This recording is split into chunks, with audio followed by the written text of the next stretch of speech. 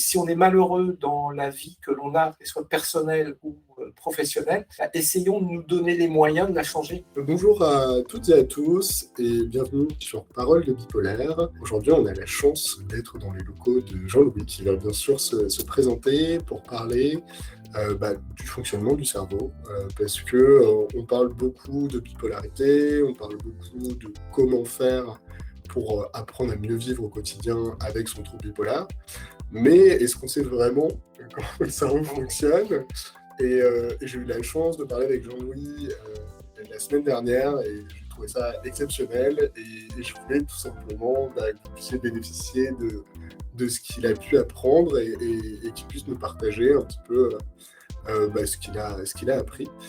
Peut-être que tu peux te présenter tout simplement, Jean-Louis. Oui, bien sûr, avec plaisir. Donc, bonjour à toutes et à tous. Donc, moi, je suis Jean-Louis Prata. Je suis responsable de la recherche et développement de l'Institut de neurocognitivisme et de IME Conseil, qui sont des instituts qui sont porteurs d'une approche sur le fonctionnement du cerveau qui a été développée par Jacques Fradin, qui s'appelle l'approche neurocognitive et comportementale. Bon, c'est un peu un gros mot, mais voilà. On n'a pas trouvé mieux. Donc, je vais un peu vous parler, vous donner quelques éclairages. Est-ce que tu peux peut-être nous parler un petit peu de ton activité rapidement? Comment est-ce que tu travailles, notamment comment est-ce que tu coaches Alors, mon activité, en fait, c'est d'une part de la formation. Donc, je forme des groupes de personnes, notamment des professionnels, pour acquérir cette approche, cette méthode dans leur pratique. Mais j'accompagne aussi des personnes pour les aider à résoudre leurs difficultés ou atteindre leurs objectifs, mais en se basant justement sur comment est-ce qu'on utilise ce super organe qu'on a dans la tête, qu'on utilise depuis notre naissance, mais finalement, personne ne nous a jamais donné le mode d'emploi. À l'école, on a appris plein de choses, l'histoire, la géographie, etc., les maths, mais comment fonctionnait l'organe qui, tous les jours, du soir au matin, nous permet d'appréhender le monde, de réfléchir, de prendre des décisions, ça, c'est pas au programme scolaire. Donc, on essaye un peu d'y remédier en apportant aux personnes des clés de fonctionnement sur comment mon cerveau fonctionne pour, quelque part, tenter de reprendre la main sur le fonctionnement du cerveau et ne pas être la marionnette de notre cerveau, de nos émotions, etc.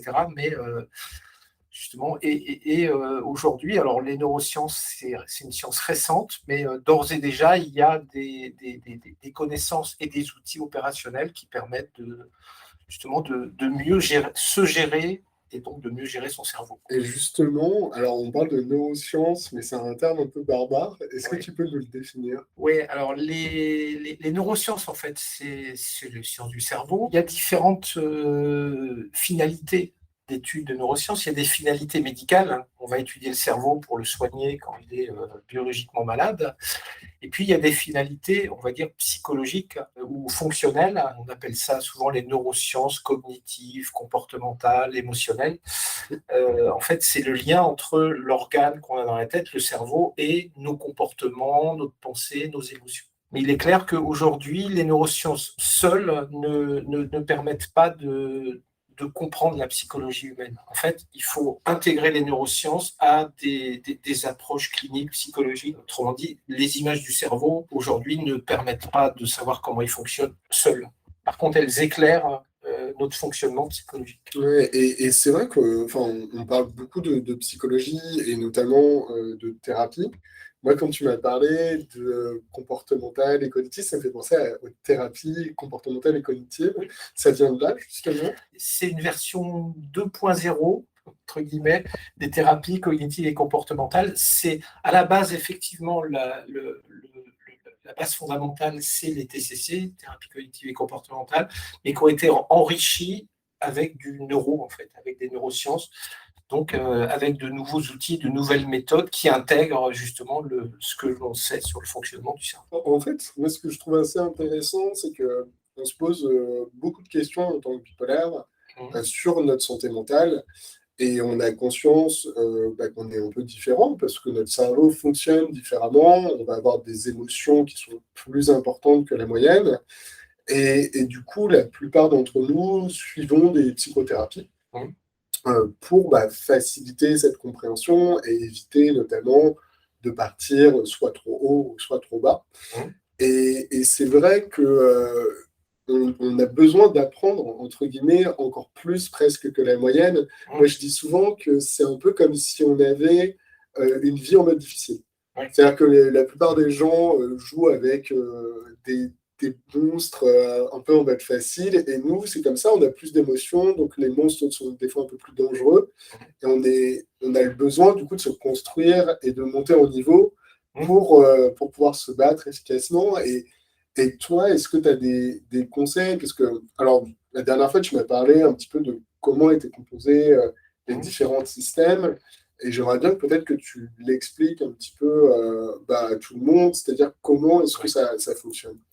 Oui, alors je vais effectivement essayer de l'expliquer simplement. Pour prendre une image, si on prend l'image du cerveau tel qu'un ordinateur, alors le cerveau n'est pas un ordinateur, mais c'est quelque chose qui sert à traiter de l'information.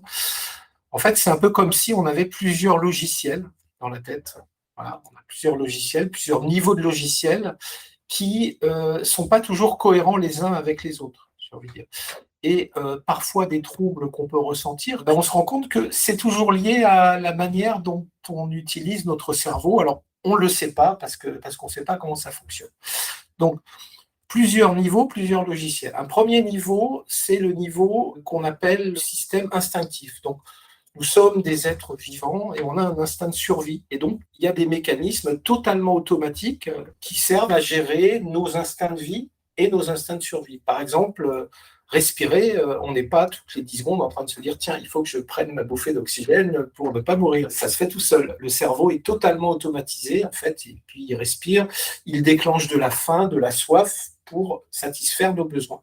Et dans cette gouvernance instinctive, on va trouver aussi les états de stress, ce qu'on appelle le stress dont on parle beaucoup aujourd'hui, qui, à la base, le stress n'est pas une maladie, le stress, c'est la fonction, sauf qui peut, de l'être humain, c'est-à-dire que c'est une fonction pour échapper au danger. Lorsqu'on est confronté à un danger, vous êtes poursuivi par un ours affamé dans une forêt canadienne, par exemple, ben là, effectivement, les états de stress servent à échapper au danger.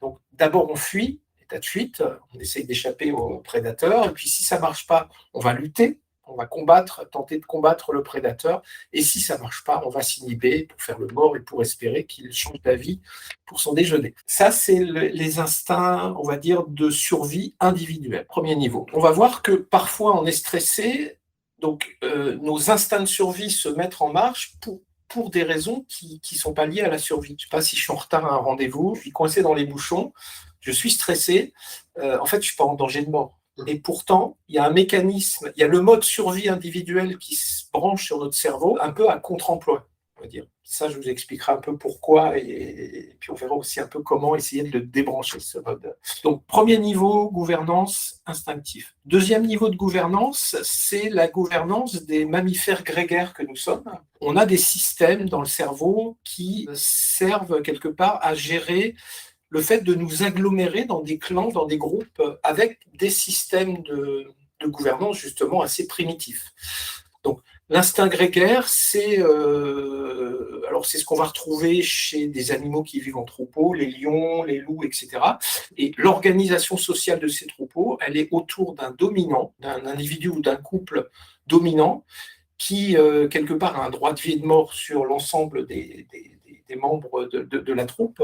D'ailleurs, on voit c'est très barbare ce système-là, on voit chez les lions, par exemple, lorsqu'un mâle dominant est vaincu, il arrive que le nouveau mâle dominant tue tous les bébés de manière à fabriquer sa propre progéniture. C'est un système assez barbare, mais on a toujours ce système, puisque nous sommes des mammifères, et qui sous-tend des comportements d'excès ou de manque de confiance en soi. Alors là, j'imagine que ça fait écho avec le trouble bipolaire. Mais c'est intéressant justement, parce que j'ai l'impression que lorsqu'on est bipolaire, justement, on va avoir cette partie de dominant plutôt en phase haute, en phase maniaque ou hypomaniaque, et ce côté dominé en phase dépressive. Oui. Et on a cette dualité qui est peut-être un peu particulière, que la plupart des gens n'ont pas. Et je suis curieux d'avoir un peu ton avis là-dessus, justement, parce que c'est quelque chose qu'on retrouve chez tout le monde, le fait de passer de dominant à dominé, ou est-ce que c'est plus rare? Comment ça se passe? Alors, je dirais que, alors déjà, je tiens à préciser, je ne suis pas psychologue, je ne suis pas psychiatre. Voilà, je suis un spécialiste, un expert de l'approche neurocognitive et comportementale, en toute humilité, un expert d'un certain niveau, mais pas psychiatre, pas psychologue. Je tiens à le préciser. Donc, je vais vous parler, en fait, je vais vous répondre avec la grille de lecture de l'approche neurocognitive et comportementale. Le niveau grégaire, comment ça s'installe? En fait, ça s'installe dans notre enfance, quand on est enfant.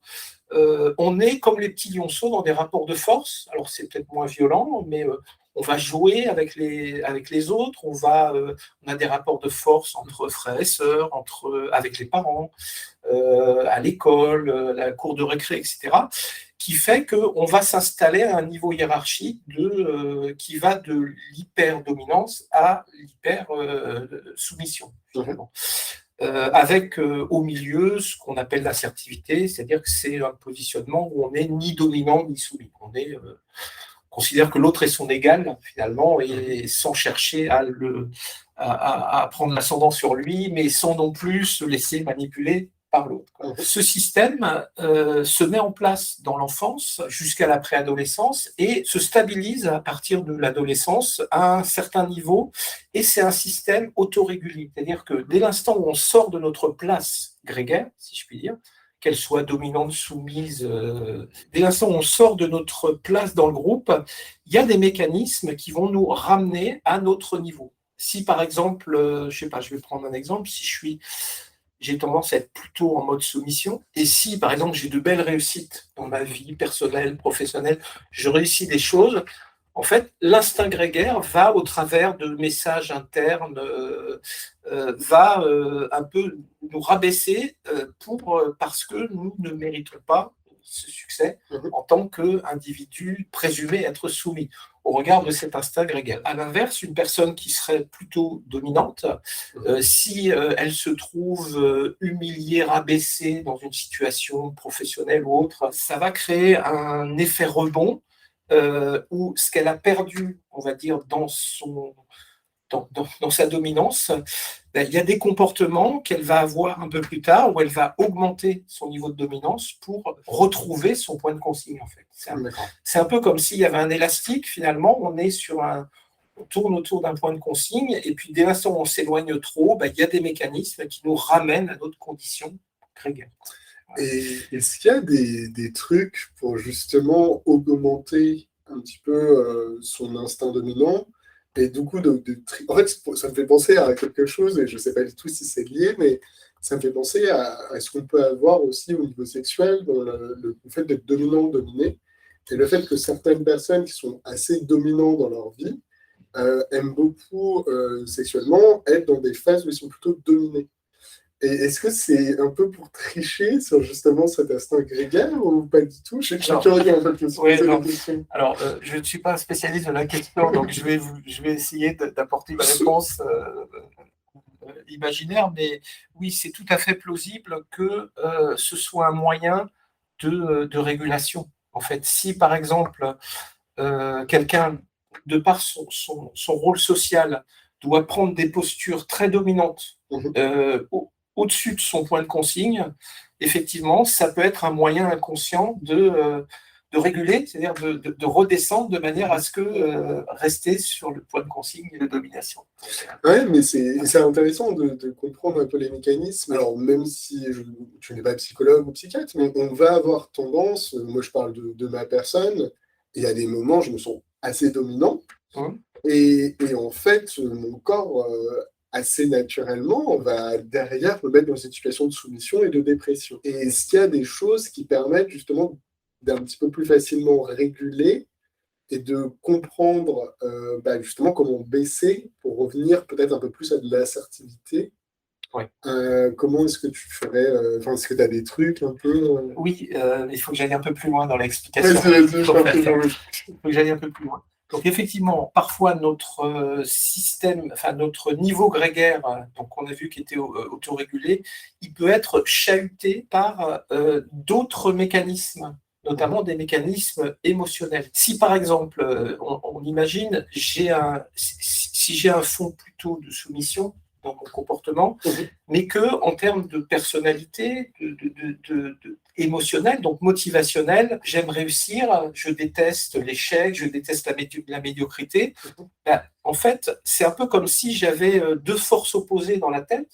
Il y a une force qui me pousse à être fort, à être performant, à être efficace au niveau de ma gouvernance mentale émotionnelle, et il y a une force au niveau de ma gouvernance mentale grégaire qui me pousse au contraire à me faire tout petit et à rentrer dans un trou de souris. Et donc, on a des tiraillements entre les deux. Et alors, c'est une hypothèse qu'on peut faire à partir de l'ANC, mais l'ANC, pardon. L'approche neurocognitive et comportementale. Oui, en fait, c'est tout l'approche dont je vous parle là.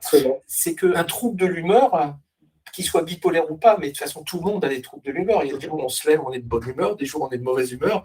Ça, c'est peut-être plus fort, on va dire, chez les personnes bipolaires, mais ça existe chez tout le monde, peut être lié justement à un tiraillement entre des forces opposées, finalement, qui fait qu'il n'y a pas de...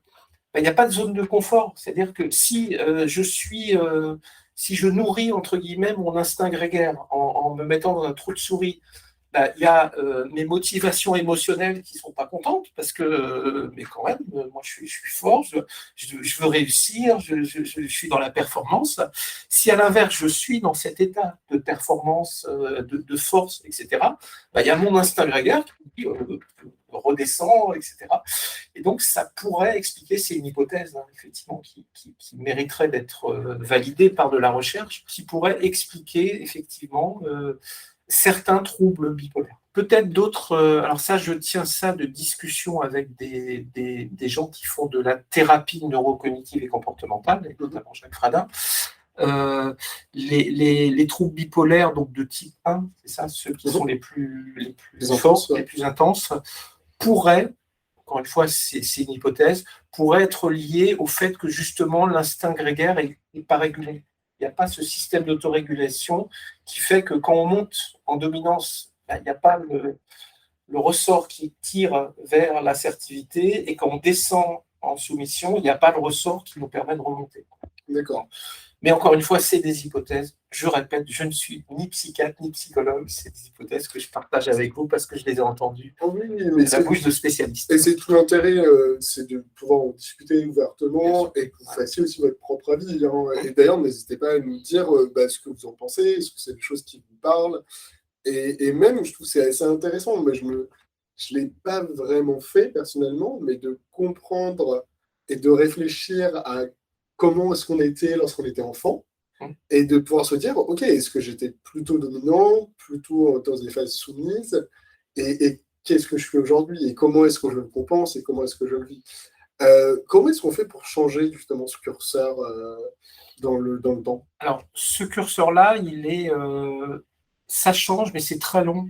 C'est très long. C'est les thérapies du positionnement grégaire pour arriver à changer son positionnement grégaire. En fait, c'est un travail journalier, c'est très exigeant. Mais heureusement, il y a d'autres méthodes en fait qui consistent à changer de gouvernance, c'est-à-dire à apprendre à débrancher quelque part, entre guillemets, on ne débranche jamais totalement, mais à donner la main à un autre système à l'intérieur de son cerveau, à mettre en off ce système primitif un peu de dominance-soumission, l'instinct grégaire, pour aller brancher une autre gouvernance qui est plus soft, plus agréable à vivre, on va dire. Et justement, enfin, je trouve que c'est une très belle transition par rapport aux autres systèmes. Est-ce que tu peux développer Bien sûr. Bien sûr. Alors, je vais parler donc du système donc émotionnel, tout ce qui gouverne nos émotions. Alors, les émotions, c'est tout ce qui est de l'ordre du plaisir, des plaisirs. En fait, notre cerveau a un peu juge quelque part toute chose sur une échelle de plaisir et des plaisirs. Finalement, le but de ça, c'est de nous inciter à aller vers ce qui est source de plaisir et de nous inciter à fuir ce qui est source de déplaisir. C'est assez basique. Et donc, cette gouvernance émotionnelle, c'est de la décision prémâchée, en fait. C'est-à-dire que si j'aime quelque chose, je n'ai pas à me poser la question est-ce que j'ai besoin de cette chose, etc. C'est tout de suite, je ne perds pas de temps à réfléchir, j'aime ça, donc j'y vais. Je déteste ça, donc j'y vais pas. Donc ça permet de penser plus vite. Alors pas toujours de penser bien, mais en tout cas, ça permet de penser plus vite. Et donc cette gouvernance émotionnelle, elle a plusieurs composantes. Il y a une première composante qui est importante et qui est vraiment essentielle, et d'ailleurs dans le travail qu'on fait avec les personnes qu'on accompagne, on aide beaucoup à identifier ça, c'est ce qu'on appelle les motivations primaires ou intrinsèques. D'accord. Okay.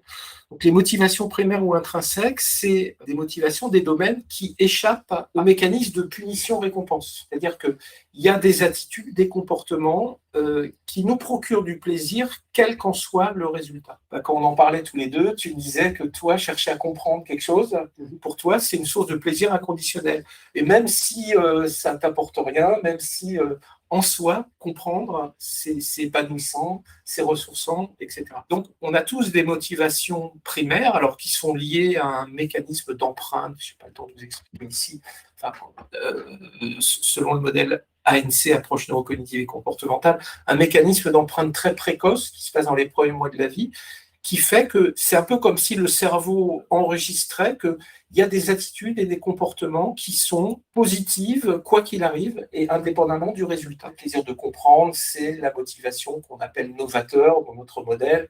Il y a des personnes qui, par exemple, vont avoir une motivation de l'ordre du solidaire, qui est le plaisir de venir en aide aux autres. C'est-à-dire de venir en aide aux gens qui souffrent, qui sont en difficulté. Il y a des gens qui vont être dans le plaisir du mouvement, etc. Donc, et on peut en avoir plusieurs, ou on définit par oui, on en a plusieurs en fait. On en a plusieurs plus ou moins fortes qui nous drivent de manière plus ou moins forte. D'accord. Alors, et toi, c'est ce que tu proposes, c'est vraiment de comprendre quels sont notre système émotionnel et quels sont nos différents, nos systèmes de récompense un petit peu. Et c'est même les sources de motivation inconditionnelle. D'accord. En fait. Donc, c'est vraiment ce qui nous permet de nous épanouir. C'est ce qui sous-tend nos passions, en fait. Quand on est passionné par quelque chose, en fait, on s'en fiche d'être performant, d'être efficace, et ça. On est passionné, on adore ce qu'on fait, on y met beaucoup de temps, beaucoup d'énergie, et ça nous en donne. Ça ne nous coûte pas d'énergie, ça nous en donne, en fait. Donc, c'est en ça que c'est précieux dans la gestion de soi, dans la connaissance de soi et la gestion de soi, c'est que si on a conscience qu'il y a des choses où plus on le fait et plus on se sent bien, et plus on est reposé, plus on est ressourcé, plus on est épanoui, ça peut permettre de faire des choix de vie professionnels, personnels, qui soient alignés sur nos motivations primaires, donc intrinsèques. J'interromps l'échange quelques secondes pour te demander de nous mettre une petite note sur Apple Podcast ou la plateforme de ton choix. Tu connais la chanson, cela nous aide beaucoup à sensibiliser sur la bipolarité et briser les tabous. Allez, c'est reparti. Ouais, mais c'est extraordinaire comme mécanisme, et c'est vrai que moi je me pose la question personnellement, et je trouve ça génial de comprendre ça pour potentiellement après changer sa vie et utiliser en fait cette force qu'on a chacun en nous et jouer dessus. Oui, parce que c'est ça qui permet de changer les montagnes. Et est-ce qu'il y a des choses qui existent? Alors, tout le monde n'a pas les moyens, et c'est normal de faire ces tests, mais est-ce qu'il y a des choses qui existent peut-être en ligne, ou que tu peux recommander, ou même des papiers, des articles? Oui, alors il y a des bouquins qui ont été écrits, notamment vous cherchez sur Google Jacques Fradin, tous les bouquins de Jacques Fradin, Fradin, il y en a 4 ou 5 qui sont des bouquins assez complets, assez pointus aussi. Est-ce que tu en as un peut-être que tu as recommandé qui est peut-être un peu plus facile pour Ouais, moi je pense peut-être le plus facile et le plus utile, c'est l'intelligence du stress. L'intelligence du stress. Fradin. Super. Qui existe en poche, qui aborde un sujet que je vais aborder, que je n'ai pas encore abordé. Ah voilà. Super, vas-y, continue, moi, je trouve ça génial. Je vais l'aborder. Donc on a vu la gouvernance émotionnelle, il y a nos motivations primaires, donc on a vu c'était des trésors. Alors ensuite, il y a toutes les motivations secondaires dans nos motivations. Autrement dit, c'est des motivations apprises par l'éducation, les parents, tout le système éducatif dans lequel on a évolué, où si nos parents nous ont dit c'est bien, je suis fier de toi quand tu as bien rangé ta chambre, je vais avoir une motivation secondaire pour le rangement, c'est-à-dire que ce n'est pas le rangement qui me plaît, mais c'est la récompense, parce qu'on m'a dit que j'étais quelqu'un de bien quand je rangeais bien ma chambre quand j'étais petit. Et donc, je vais avoir une motivation pour l'ordre et le rangement, mais elle est secondaire, c'est-à-dire qu'elle est liée au résultat. D'accord. Comme c'est lié au résultat, on comprend bien que c'est beaucoup plus fragile qu'une motivation intrinsèque, inconditionnelle, et qu'on peut se décourager si on n'a pas de résultat. D'où le fait d'avoir un bon manager qui va nous féliciter sur certains comportements. Oui. Et du coup, on va avoir ce système de récompense et cette motivation donc, secondaire. C'est ça. Et le problème, c'est que si on arrête de pédaler, s'il n'y a plus de récompense, on n'a plus envie d'agir. On n'est plus motivé. Donc, c'est pour ça que les premières motivations dont on a parlé, les primaires, sont beaucoup plus puissantes parce qu'elles ont besoin de personne. Ouais. On n'a pas besoin de manager pour se mettre en mouvement parce que on fait des choses qu'on aime. Donc, et c'est intéressant dans l'alignement par rapport au travail d'être aligné avec sa motivation primaire. Parce que si toute la journée on a besoin de récompenses avec une motivation secondaire, il y a un moment où ça va être compliqué. Absolument. Et outre les récompenses, il y a aussi les punitions, c'est-à-dire que dans nos motivations secondaires, il y a aussi tous nos comportements aversifs, tout ce qu'on ne supporte pas. Si je ne supporte pas la mauvaise foi, le mensonge, la pression, etc., on a tous notre liste d'intolérance. Et si on y est confronté fréquemment dans notre boulot, on va être en difficulté, en souffrance au travail. Ouais.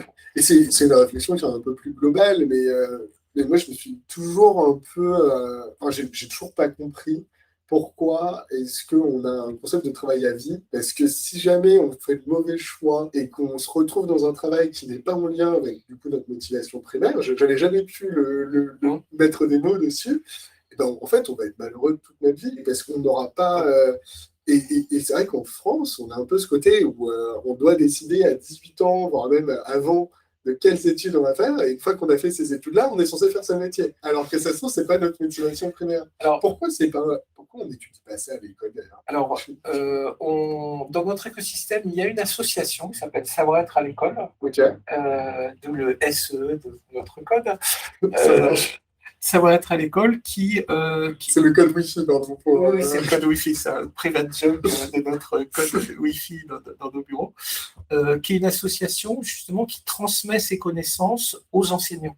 Super. Donc aux enseignants dans les écoles, dans les collèges, les lycées, pour effectivement aider à être plus épanoui dans la vie. Alors, par rapport à ce que tu disais, alors moi je suis un contre-exemple. Moi en fait au départ j'ai fait des études de sciences de gestion et je voulais être contrôleur de gestion quand j'étais jeune. Bon, j'ai testé 6 mois, je me suis dit non, c'est pas ça que j'ai envie de faire. À un moment donné, si on se rend compte qu'on n'est pas bien orienté, on peut toujours, vraiment moi le conseil que je donne, c'est donnons-nous, si on est malheureux dans la vie que l'on a, qu'elle soit personnelle ou professionnelle, essayons de nous donner les moyens de la changer parce que si on reste dans une situation, dans l'inaction, et qu'on se plaint de notre sort et qu'on est dans l'inaction, on risque d'être mal beaucoup. Et donc, se mettre en mouvement, c'est pas sûr qu'on réussisse, mais ça fait rien. Le simple fait de se mettre en action, de se mettre en mouvement, nous remet en cohérence avec nous-mêmes parce qu'on est logique, on est rationnel. Ma vie ne me plaît pas, mon boulot ne me plaît pas, je me donne les moyens d'en changer. Peut-être que j'y arriverai pas, peut-être que... Et à l'opposé, et c'est tout à fait louable, si quelqu'un, par exemple, a une formation, un boulot, mais des contraintes financières, familiales, etc., et se dit, oui, mon boulot n'est pas passionnant, mais je le fais parce qu'il me permet de vivre confortablement, etc. Si on est en accord avec ça, c'est très bien, mais simplement, il faut être en accord avec ça. Oui, je fais un boulot qui ne me passionne pas tous les jours. Oui, parfois, je rencontre des situations un peu énervantes, etc.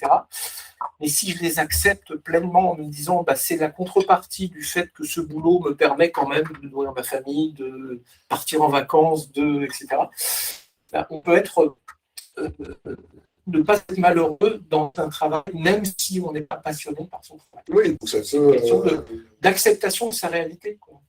L'acceptation de sa réalité. Ce qui n'est jamais facile. Et comment est-ce que tu as des conseils justement pour accepter sa réalité, même si c'est...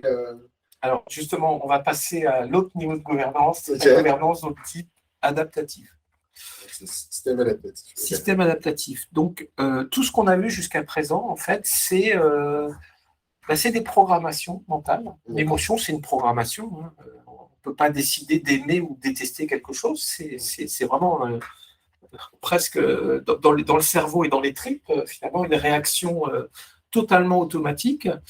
Donc, que ce soit la gouvernance instinctive, la gouvernance grégaire dont on a parlé, la gouvernance émotionnelle, c'est des automatismes, des réactions automatismes. On est un peu en mode automate ou un peu comme le chien de Pavlov où finalement on avait associé la nourriture au son d'une cloche. On enlève la nourriture, on fait sonner la cloche et le chien continue à baver parce que son cerveau a automatiquement enregistré que cloche égale nourriture et donc se met à baver.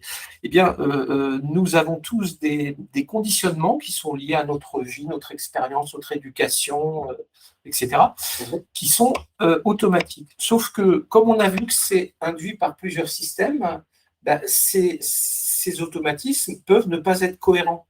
Comme je le disais tout à l'heure, je peux, au niveau grégaire, manquer de confiance en moi, mais au niveau émotionnel, être quelqu'un de très combatif, etc. Il y a un bug, c'est-à-dire que j'ai deux automatismes qui sont opposés, ça ne fonctionne pas. Mais heureusement, on a des structures mentales qui permettent de prendre de la hauteur, prendre du recul. C'est cette fameuse gouvernance adaptative pour un peu, quelque part, déconnecter les réactions automatiques qui arrivent toutes seules pour prendre de la hauteur, avoir une décision, si je puis dire, raisonnée, réfléchie, rationnelle par rapport à la situation que l'on vit. On est un peu dans un peu plus le contrôle, en fait, si je comprends bien. Alors, c'est pas tout à fait le contrôle. En fait, c'est vraiment un état d'esprit qui est à l'opposé des automatismes. Alors, qui a été caractérisé par Jacques Fradin notamment, mais pas que, par un fonctionnement où, quand on est dans cette gouvernance adaptative, en fait, on est sur un mode de curiosité. C'est-à-dire que nos sens sont grands ouverts, branchés pour appréhender ce qui se passe. On observe, on écoute, on touche, enfin vraiment, on est curieux de ce qui se passe. Okay. Généralement, si on déteste quelque chose, on n'est pas curieux de ce qu'on déteste. Et en fait, ce que nous apprennent un peu les neurosciences, c'est que quand on déteste quelque chose, c'est pas parce qu'on déteste quelque chose qu'on n'est pas curieux, mais c'est parce qu'on n'est pas curieux d'une chose qu'on reste dans la détestation. Alors, la curiosité peut être liée à... C'est ça que j'ai du mal à comprendre. C'est-à-dire que comment est-ce qu'on devient curieux, alors ? Déjà, on l'est naturellement. Quand tu pars en vacances dans un endroit nouveau, où tout est différent, les odeurs, les paysages, là, tu es profondément curieux, comme tout le monde. La curiosité, c'est une fonction naturelle chez l'humain. Simplement, parfois, on la mobilise et parfois, on la mobilise pas. Donc, la curiosité, c'est observer, écouter, mettre de l'énergie attentive. Donc ça, c'est la première étape, on va dire, de la gouvernance adaptative. Ensuite, la deuxième étape, c'est qu'on est dans la pleine acceptation de la réalité qui est la nôtre. C'est-à-dire que autant en mode automatique, les autres gouvernances, si une situation ne nous plaît pas, on est dans le refus. Ce mode adaptatif est dans une pleine acceptation de notre réalité. Oui, je fais un boulot qui m'ennuie, j'accepte ma réalité. Ça ne veut pas dire se résigner à accepter la réalité, mais accepter qu'on est dans cette situation sans faire l'autruche, en acceptant pleinement. Si on prend un exemple qui est assez parlant, imaginez, vous êtes dans les bouchons, tu es dans les bouchons, tu es énervé parce que tu as un rendez-vous important, et puis il y a des bouchons, et puis c'est quoi tous ces conducteurs de dimanche qui conduisent n'importe quoi, etc. On commence à y aller, à s'énerver. En réalité, pourquoi est-ce qu'on s'énerve ? Donc, vous vous rappelez, énervement égale instinct de survie de lutte. Quand je suis énervé, je suis en mode combat, et là, je combats rien. Enfin, dans ma tête, je combats les autres conducteurs, peut-être. C'est le système primitif. C'est le système primitif qui s'est mis en marche. Et en fait, pourquoi il s'est mis en marche ? Parce qu'on n'a pas réussi à brancher le mode adaptatif dans cette situation. Et brancher le mode adaptatif dans cette situation, qu'est-ce que c'est ? C'est accepter pleinement la réalité qui est la nôtre. C'est « je suis coincé, oui, je suis en retard ». Oui, peut-être que mon retard aura des conséquences graves, peut-être que je ne vais pas décrocher le job, le contrat, etc., je vais rater l'amour de ma vie ou je ne sais quoi, mais pour autant, c'est ma réalité, je ne peux pas m'y soustraire, et donc l'attitude adaptative intelligente, c'est de l'accepter pleinement. Ok, bon, j'ai mal anticipé, on en tire des leçons pour l'avenir, mais dans le présent, on ne peut rien y faire. Donc, accepter pleinement la situation qui est la nôtre à un instant T, la gérer, pour mieux la gérer calmement, on va dire. Et si on accepte calmement ça, ben on n'est plus stressé dans les bouchons, et puis on va mettre de la musique, la radio, et puis on va attendre tranquillement que ça se passe. Ouais, ça me fait penser, c'était une conférence que j'avais vue, et c'est une coach de dirigeants, et en fait, elle parle un petit peu de la même chose, elle parle notamment des pilotes d'avion de chasse, qui, a priori, sont quasiment les plus rapides, qui arrivent dans une situation où ils ne peuvent plus rien faire en quelques dizaines de secondes, à se dire, OK, la situation est telle, je peux rien y faire, à vraiment verbaliser cette frustration, à se dire, c'est, entre guillemets, on va prendre l'exemple des bouchons, bon, c'est dur, c'est relou, ça m'énerve, j'en veux à la terre entière, mais et une fois que c'est verbalisé, une fois que c'est dit, de justement passer à l'acceptation. Ok, j'ai laissé ressortir le truc. Maintenant, c'est bon. Ouais. Ok, comment est-ce que je fais pour profiter de la situation? Et du coup, maintenant, j'ai 45 minutes de plus. Peut-être que pendant ces 45 minutes, je peux mettre en haut-parleur et appeler mon rendez-vous pour m'excuser. Peut-être que je peux commander, je ne sais pas, appeler quelqu'un pour commander un cadeau et envoyer des chocolats et trouver une solution et faire de cette situation. Et c'est hyper intéressant. Donc, on a vu curiosité, acceptation de la réalité qui est la nôtre. Ensuite, troisième étape de l'adaptabilité, c'est la nuance. C'est-à-dire, c'est sortir des visions tranchées de c'est bien, c'est mal, c'est positif, c'est négatif, des visions simplistes et tranchées pour rentrer dans une vision subtile. D'accord. Et dans ce que tu décrivais par rapport au retard, effectivement, la vision tranchée, c'est de se dire oulala, je suis en retard, mon interlocuteur va pas être content, il va me jeter dehors. Voilà, on a une vision très, très tranchée, très simpliste. Une vision subtile, c'est de se dire oui, ça pourrait arriver, mais peut-être aussi que à la limite, ça l'arrangeait parce qu'il avait plein de boulot et le fait pour préparer le rendez-vous, que ça va me permettre de lui faire un cadeau dans l'exemple que tu prenais pour en fait mieux nouer la relation que si j'étais arrivé à l'heure. Ça va me permettre de tester effectivement s'il a vraiment envie de me rencontrer. Parce que si j'avais dit bah, vous êtes en retard, je ne vais plus vous voir, c'est qu'il n'avait pas très envie de me rencontrer. Enfin bref. On rentre dans une vision beaucoup plus subtile et nuancée des explications de la réalité que ne le fait notre mode automatique, qui est très simpliste. Quoi. Très simpliste, c'est les choses c'est bien, c'est mal, c'est blanc, c'est noir, c'est positif, c'est négatif. Là, on est dans la subtilité, dans la nuance, dans l'appréciation et la représentation des choses. Et pour revenir au sujet de la bipolarité, ce qui est hyper intéressant, c'est que j'ai l'impression que ce système adaptatif, lorsqu'on est dans des phases importantes, on a du mal à l'enclencher. On est de mettre de la nuance lorsqu'on est en phase dépressive, comme j'ai pu le vivre, hein, c'est très dur. On a tendance à justement surréagir, à penser que tout est noir, et à contrario, on fait tout l'inverse lorsqu'on est en phase plutôt hypomaniaque. De mon côté, je n'ai pas trop de phase maniaque, mais pareil, on n'a aucune nuance, tout est bien, tout est beau. Et est-ce que tu as des conseils pour justement mieux utiliser ce système adaptatif? Oui. Alors effectivement, il y a des méthodes, notamment une méthode qui s'appelle la gestion des modes mentaux, qui est notamment, alors qu'on enseigne dans nos instituts, mais qui est aussi expliquée dans le livre de Jacques Fradin, dont je parlais, donc l'intelligence du stress, Jacques Fradin. Je mettrai le lien, vous l'aurez. Oui. Qui en fait sont des techniques qui permettent de se forcer la commande de mobilisation de ce mode adaptatif. En fait. Et j'ai envie de dire, c'est comme un muscle, plus on le travaille, plus c'est facile de le mobiliser. Quoi. Et donc, dans cette méthode de gestion des modes mentaux, il y a plusieurs sortes d'exercices.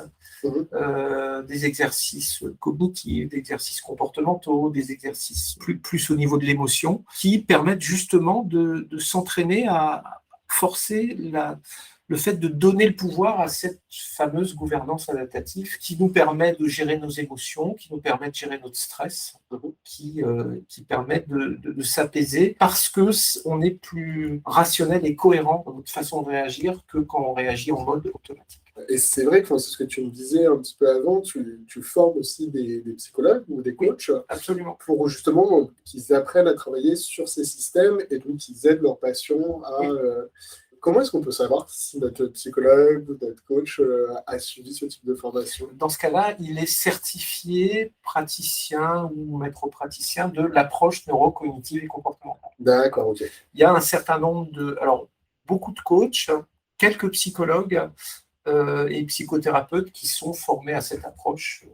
Je vais peut-être résumer rapidement déjà ce qu'on s'est dit, et après je me permettrai de poser une dernière question. Ouais. Alors, ce qui est hyper intéressant dans ce que vous avez dit, Jean-Louis, c'est qu'il a vulgarisé pour nous ce que c'est que la neuroscience et comment fonctionne surtout le cerveau. Il y a 4 systèmes, si on peut dire. Il y a le système instinctif, le fait d'avoir en fait des réactions qui sont assez primaires, que ça soit manger, dormir. Le stress aussi est une réaction primaire, parce qu'au départ, biologiquement, on stresse parce qu'on va mourir, parce qu'on va voir un ours. Et en fait, c'est des choses qui sont très automatiques. On a du mal, et c'est vraiment primaire, à peu près tout le monde est avec ça. Ensuite, il y a le système grégaire, qui lui est basé sur le groupe, sur le sentiment de domination ou de soumission, et qui est souvent lié à notre enfance et comment est-ce qu'on a vécu notre enfance. Et en fait, on va chacun avoir un curseur qui va être plus ou moins dominant, et notre corps, assez naturellement, va nous faire revenir sur notre curseur de notre enfance. Si on était plutôt dominant quand on était enfant, et bien naturellement, lorsqu'on est dans un moment où on est assez soumis, on va aller revenir. N'hésite pas à m'interrompre, Jean-Louis, si je fais une erreur. Mais du coup, c'est vraiment ça. Et donc, après, il y a le système émotionnel. Donc, le fait que pour le plaisir aussi, on est lié à notre enfance. Il y a des choses qui vont nous rendre heureux. Et en fait, on a des motivations primaires qui sont en fait intrinsèques, c'est-à-dire que si jamais on était heureux quand on était petit d'apprendre de nouvelles choses, de comprendre de nouvelles choses, on va garder ce plaisir et quel que soit le fait qu'on réussisse ou pas à apprendre, le fait de faire l'action nous rend heureux. Et c'est très important de réfléchir à quelles sont ces motivations primaires parce que plus elles sont en lien avec ce qu'on fait dans la vie, dans notre travail, et généralement, plus on va prendre du plaisir. Il y a quand même, heureusement, la motivation secondaire qui est liée à la récompense et qui est liée au fait d'être félicité par quelqu'un ou d'être récompensé financièrement d'autres manières. Et ça, c'est bien un bon ménageur qui va nous dire bravo, vous avez réussi à faire vos objectifs. Et ce qui est intéressant, c'est qu'on peut mixer un peu les deux. Et heureusement, grâce à Jean-Louis, on a un bouquin que je mettrai en lien qui est L'intelligence du stress, que vous pouvez lire pour approfondir ces différents sujets. Et ensuite, il y a le dernier système qui est peut-être presque le plus spécial, qui est le système adaptatif, qui lui est lié non pas à notre enfance, mais qui est justement qu'on peut adapter, si je comprends bien. Et en fait, on est capable d'avoir un regard sur ce système et de le contrôler plus facilement. Et il n'est pas uniquement lié à des automatismes. Et c'est ce qui nous permet en fait de prendre de la hauteur et lorsqu'une situation arrive, de réagir non pas avec un système primaire ou grégaire ou bien émotionnel, mais plutôt de se dire, OK, la situation est telle qu'elle, est-ce que je peux la changer ou pas? Je peux probablement pas la changer, donc maintenant, je vais prendre du recul et je vais essayer de réagir entre guillemets, en prenant mon temps et en étant dans la réflexion et de manière plus détachée. Ça n'a rien de m'énerver parce que je suis dans les bouchons, ça ne changera rien. C'est pas parce que je klaxonne que ça va aller plus vite. Il y a beaucoup de techniques qui existent justement pour apprendre à gérer ses émotions, le livre dont on a parlé. Et notamment, je pense que n'hésitez pas aussi à aller sur le site de Jean-Louis, on le mettra en description. Peut-être de trouver aussi un coach ou un psychologue qui a suivi une formation sur le domaine, ça peut être utile. Il y en a sur le site. Et voilà, et moi, je trouvais ça hyper intéressant de partager tout ça. Et pour finir, moi je trouve que c'est hyper intéressant d'avoir des réflexions sur le système de santé, parce qu'on a tous un peu un avis, c'est quelque chose qui nous touche tous. Et en fait, si tu avais une baguette magique, qu'est-ce que tu changerais dans le système de santé? Au sens large? Ouais, au sens large, ouais. Alors moi, ce que je changerais dans le système de santé sur une baguette magique, c'est qu'aujourd'hui, on a un système de santé qui consacre 90% ou 95% de ses moyens à soigner des gens malades. Et donc 5% à prévenir la survenue d'une maladie. Or, d'après ce que je suis encore une fois pas médecin, mais j'ai cru comprendre que près de 80 ou 90% des maladies, en fait, sont des maladies liées à notre mode de vie. Ce n'est pas des maladies liées à nos gènes, mais c'est vraiment lié à notre mode de vie. Donc, ce qui veut dire que si on avait vraiment une vraie politique de prévention d'éducation à la santé, de prévention à la santé physique, la santé mentale, etc. Je pense qu'on serait en bien meilleure santé parce qu'on ferait de la prévention plutôt que soigner les gens une fois qu'ils sont arrivés dans un état où c'est difficile à soigner. Mettre beaucoup plus en prévention, en éducation à la santé, de fait moins en soins coûteux de maladies, de pathologies graves et lourdes. Et c'est intéressant, dans le domaine de la bipolarité, c'est exactement ce que tu dis. Le budget de l'État est principalement investi dans tout ce qui est hospitalisation à cause de crise et très peu en amont pour, par exemple, pour les psychologues. Et donc éviter une hospitalisation. Merci beaucoup. Okay. C'était un plaisir. C'était super intéressant. Jean-Louis, bravo à lui en tout cas. Et puis à une prochaine. Ok. Au revoir à tous. Voilà, n'hésitez pas à poser vos questions. Je les ferai parvenir à Jean-Louis si jamais je ne peux pas y répondre moi-même. Et puis à très bientôt. Au revoir. Au revoir. Pour trouver toutes les informations autour de la bipolarité, je vous donne rendez-vous sur notre site internet hopestage.com, HOPESTAGE.com, et je vous dis à très bientôt.